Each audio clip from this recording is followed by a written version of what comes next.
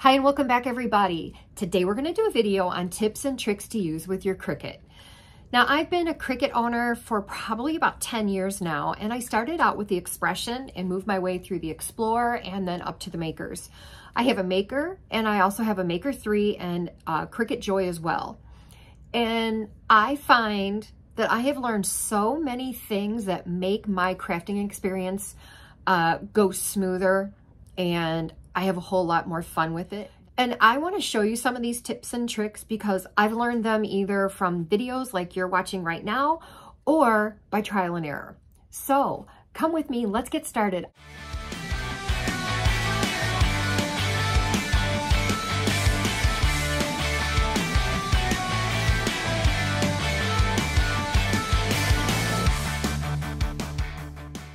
Couple of things I'm going to show you today.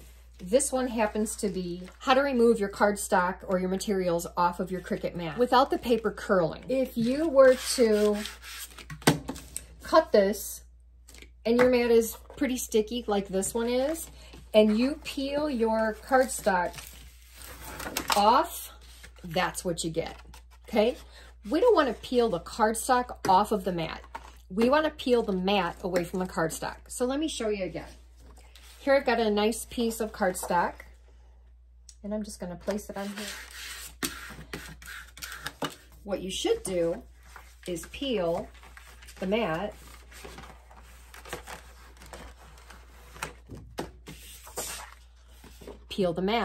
off the paper. So that helps save a whole lot of paper. If you've done this project once, you don't want to have to do it again because you ruined it at the last minute. Let your cardstock come off like this versus this. So peel the mat away from the paper. I've got a mat that really isn't sticky anymore, and I'm a little bit too lazy to clean them. So you could end up sticking this into your machine, and as it's cutting, it literally could possibly move the paper. I've had it happen many, many times. And the way that I've solved that issue is tape. I apply a little bit of tape up on the top corners, a little bit of tape down here. And this is the mint tape from scrapbook.com. And I really like it. Comes in a roll, and you can find it on their website. And this is their brand of mint tape. It is a low tack, easy to be able to put on and take off. Works very well holding your cardstock down on your embossing folders or on your dies, and will go right through your die cutting machine very easily too. And sometimes I even use painter's tape, and that holds my paper or my other materials on the mat perfectly. So my next tip is to use a lint roller. So I've got all these little bits that are left from cutting up a piece of cardstock.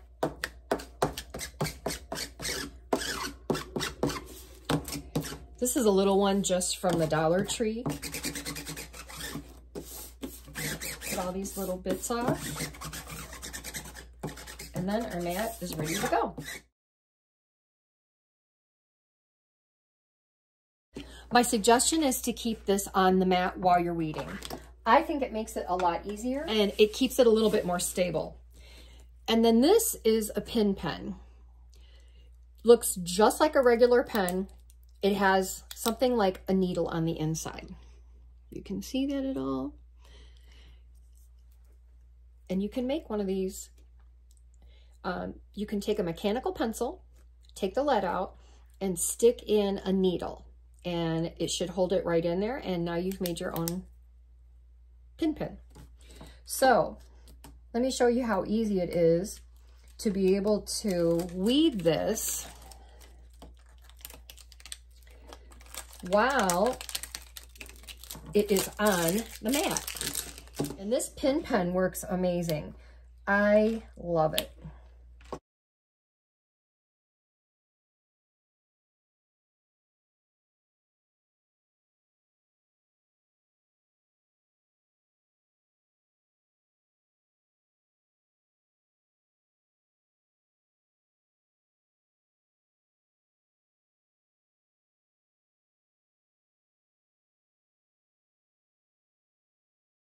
Just look at how easily this will weed using the pin pen, but also leaving it on the mat.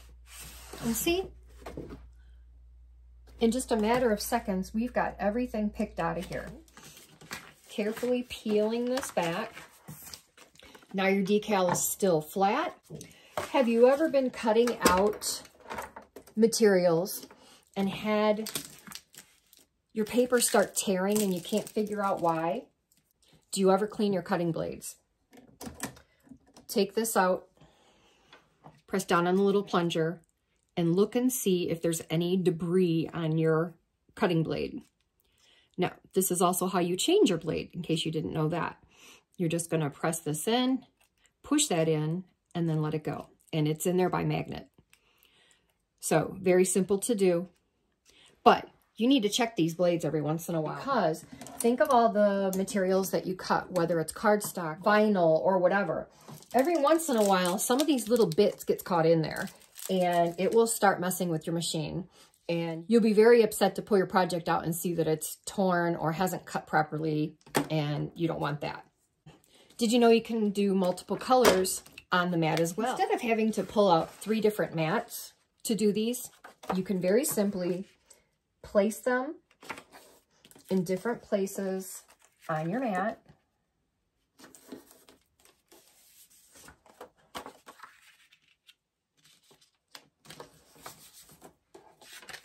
All you're going to do is take all your designs and you'll put them all onto one mat. You can move them from mat to mat. Now I'm going to show you that as well.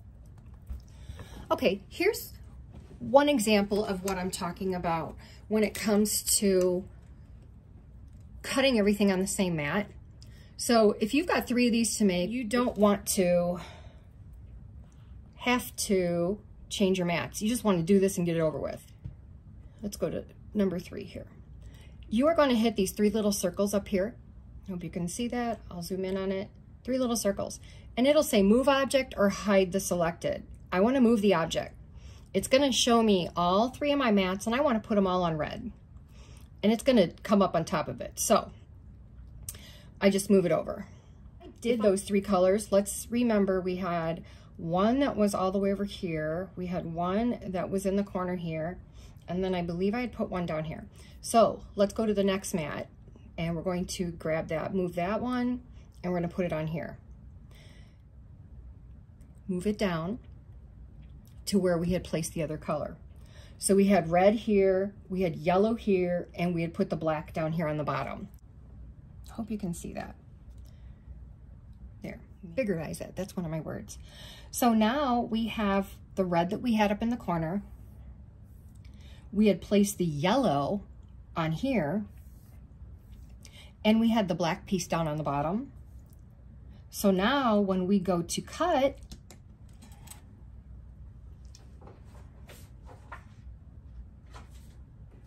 we're just going to choose our cardstock here. We're just going to use a medium cardstock. It's going to tell me to load my blade. It wants me to load my paper. So this is what we've got, remember? We put the red here, the yellow here, and the black down here in the corner. That is exactly how these are going to cut. And Cricut doesn't know that these are different colors right now. Cricut thinks these are all red. That's perfectly fine. So we would run this all through and it would literally follow the projects right here and here. So that's a pretty cool hack, especially if you have a whole lot of little pieces that you're doing, like maybe to a card or something like that. I'm going to hide these. You know you could do that? You're going to see down here at the bottom is the word hidden, and there it says there's 2 things that are hidden.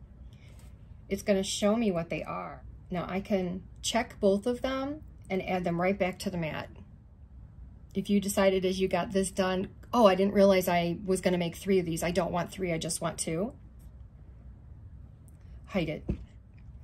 If you decided that and you wanted to move this one, you're going to move it, choose one of the other colors or a new one. I'll just choose the orange one, and it's going to put it back down there like where it was on the red mat. But now you're going to be cutting on 2 different mats. And let's just say that my pen ran out of ink and I need to switch my pen, okay?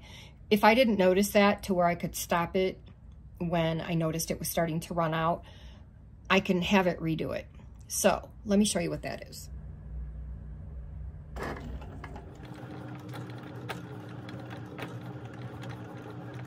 So when it gets done writing, it is going to then cut out around it. And when it tells me it's time to pull it out, I am not going to pull it out. I'm just going to simply press the play button again, and then it will start over. And what I'm going to want it to do is strictly just write the words again, and then I'll stop it and take it out. Now, if it was written properly and it came out nicely, but the cut didn't come out very well, you can do the same process just by pressing the play button again and letting that go back through, but take your pen out. That way it's not rewriting if it doesn't need to, and you can just make it go through the process of, it'll go through all of this, but there won't be a pen in here, okay? So it's just gonna do all this thinking there's a pen. Then when it comes time to cut, then it will cut. Now it's gonna check and make sure that I have my fine point blade in. And now it's gonna cut out around this.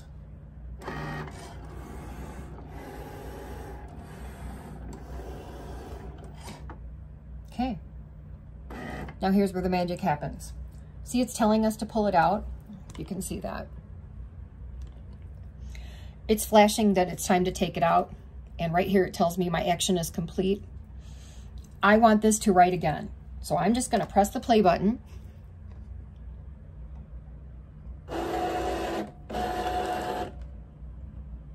And this is gonna continue to blink like you're supposed to take it out. I don't even touch this. Just leave them both alone until you're ready. And right now it is writing over what we already did.